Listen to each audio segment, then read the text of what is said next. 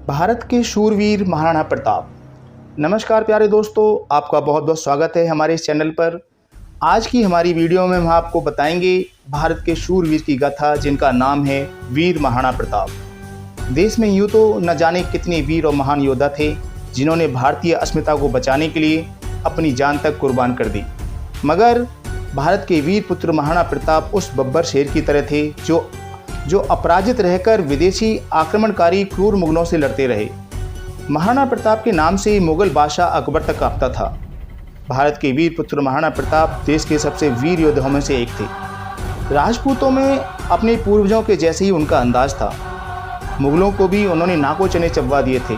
महाराणा प्रताप ने वीरता से अपने प्राण इस देश की रक्षा के लिए त्याग दिए थे। नमन है ऐसे निडर महान योद्धा को जो सदियों में एक बार ही जन्म लेते हैं। चलिए आज की वीडियो में जानते हैं उनकी वीर गाथा के बारे में। कैसा रहा उनका प्रारंभिक जीवन। महाराणा प्रताप का जन्म 9 मई 1540 को राजस्थान के कुंभलगढ़ दुर्ग में हुआ था। उनका जन्म हिंदी तिथि के अनुसार ज्येष्ठ शुक्ल तृतीया को मनाया जाता है। उनके पिता महाराजा उदय सिंह और माता रानी जीवंत कंवर थीं। वे राणा सांगा के पोते थे। महाराणा प्रताप का बचपन का नाम कीका था। महाराणा प्रताप की जयंती विक्रमी संवत कैलेंडर के अनुसार प्रतिवर्ष ज्येष्ठ मास के शुक्ल पक्ष तृतीया को मनाई जाती है। कैसा रहा उनका निजी जीवन, जानते हैं उनके निजी जीवन के बारे में। महाराणा प्रताप के पहली रानी का नाम अजबदेव पुनवार था। इनके 2 पुत्र थे, अमर सिंह और भगवान दास। अमर सिंह ने महाराणा प्रताप के देहांत के बाद राजगद्दी संभाली थी और इसके अलावा प्रताप की 10 और पत्नियां भी थीं। प्रताप के कुल 17 पुत्र और 5 पुत्रियां थीं। प्रताप के पिता राणा उदय सिंह की और भी पत्नियां थीं, जिनमें रानी धीरबाई उदय सिंह की प्रिय पत्नी थी। रानी धीरबाई की मंशा थी कि उनका पुत्र जगमाल राणा उदय सिंह का उत्तराधिकारी बने। इसके अलावा उनके 2 पुत्र शक्ति सिंह और सागर सिंह भी थे, लेकिन प्रजा और राणा जी दोनों ही प्रताप को ही उत्तराधिकारी के तौर पर मानते थे। इसी कारण यह तीनों भाई प्रताप से घृणा करते थे। किस तरह हुआ उनका राज तिलक। भारत के वीर पुत्र महाराणा प्रताप का राज तिलक गोंगुदा उदयपुर में हुआ था। राणा प्रताप के पिता उदय सिंह ने अकबर से भयभीत होकर मेवाड़ त्याग कर अरावली पर्वत पर डेरा डाला और उदयपुर को अपनी नई राजधानी बनाया था। तब मेवाड़ भी उनके पास ही था। महाराणा प्रताप को उदय सिंह ने अपनी मृत्यु के समय अपने छोटे पुत्र को गद्दी सौंप दी थी, जो नियमों के विरुद्ध था। उदय सिंह की मृत्यु के बाद राजपूत सरदारों ने मिलकर 1628 फागुन शुक्ल 15 अर्थात 1 मार्च 1576 को महाराणा प्रताप को मेवाड़ की गद्दी पर बैठाया। राजपूत ही हो गए थे प्रताप के खिलाफ। हल्दी घाटी के युद्ध से पहले काफ़ी राजपूत अकबर के आगे हथियार डाल चुके थे। अकबर भारत के वीर पुत्र महाराणा प्रताप के खून का दुश्मन बन गया था। अकबर ने राजा मान सिंह को अपनी सेना का सेनापति बनाया। इसके अलावा तोडरमल, राजा भगवान दास सभी को अपने साथ मिलाकर 1576 में प्रताप और राणा उदय सिंह के खिलाफ युद्ध छेड़ दिया। जानते हैं हल्दी घाटी के युद्ध के बारे में। यह इतिहास का सबसे बड़ा युद्ध था। इसमें मुगलों और राजपूतों के वर्चस्व को लेकर खूनी संघर्ष हुआ, जिसमें कई राजपूतों ने प्रताप से गद्दारी की और अकबर की अधीनता स्वीकार की थी।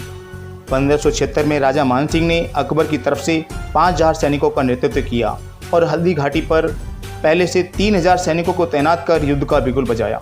वहीं मेवाड़ी सिंहों के साथ भीलों ने भारत के वीर पुत्र महाराणा प्रताप का साथ निभाया, जिनका मुख्य लक्ष्य अपनी मातृभूमि को सुरक्षित रखना था। उन वीरों ने महाराणा प्रताप की आखिरी सांस तक साथ दिया। हल्दी घाटी का यह युद्ध कई दिनों तक चला। इस कहानी के माध्यम से आपको जानने को मिलेगा कि मेवाड़ की प्रजा को किले के अंदर पनाह दी गई। प्रजा एवं राज्य के लोग एक साथ मिलकर रहने लगे। लंबे युद्ध से अन्न जल तक की कमी होने लगी। महिलाओं ने बच्चों और सैनिकों के लिए स्वयं का भोजन कम कर दिया। उनके हौसलों को देख अकबर भी प्रताप के हौसलों की प्रशंसा करने लगा था, लेकिन अन्न के अभाव में प्रताप यह युद्ध हार गई। युद्ध के आखिरी दिन जौहर प्रथा को अपनाकर सभी राजपूत महिलाओं ने अपने आप को अग्नि को समर्पित कर दिया और अन्य ने सेना के साथ लड़कर वीर गति को प्राप्त किया। राणा उदय सिंह, महारानी धीरबाई जी और जगमाल के साथ प्रताप के पुत्र को पहले ही चित्तौड़ से दूर भेज दिया गया था। युद्ध के एक दिन पहले प्रताप और अजबदे को नींद की दवा देकर किले से गुप्त रूप से बाहर कर दिया था। अकबर ने भले ही हल्दी घाटी युद्ध जीता हो, मगर वह महाराणा प्रताप को हराकर अपने कब्जे में ना कर सका। अकबर को इस बात का मरते दम तक दुख रहा कि वह महाराणा प्रताप को पकड़ न सका।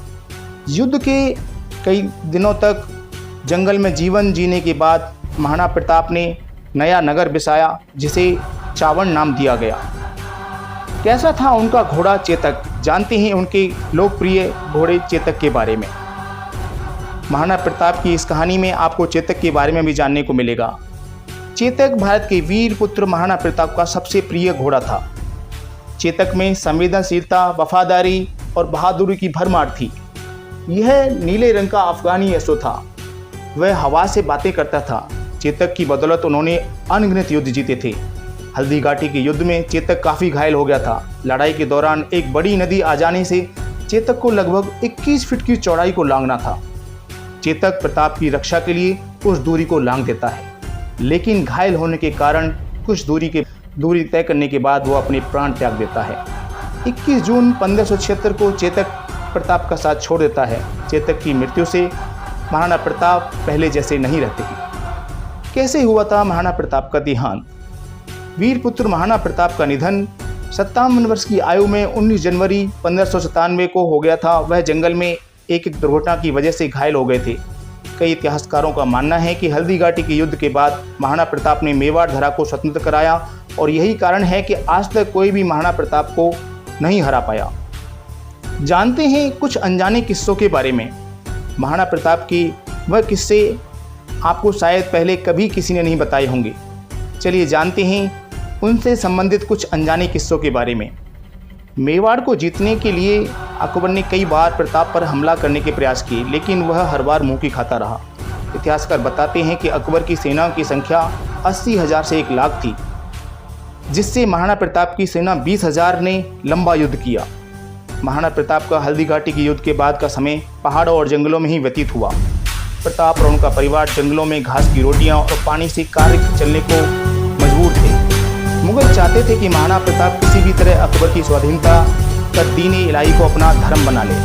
मेवाड़ की भूमि को मुगल कब्जों से बचाने के लिए महाराणा प्रताप ने प्रतिज्ञा की थी कि जब तक मेवाड़ आज़ाद नहीं होगा वे महलों को छोड़कर जंगलों में निवास करेंगे। अब अरावली ही उनका बसेरा था।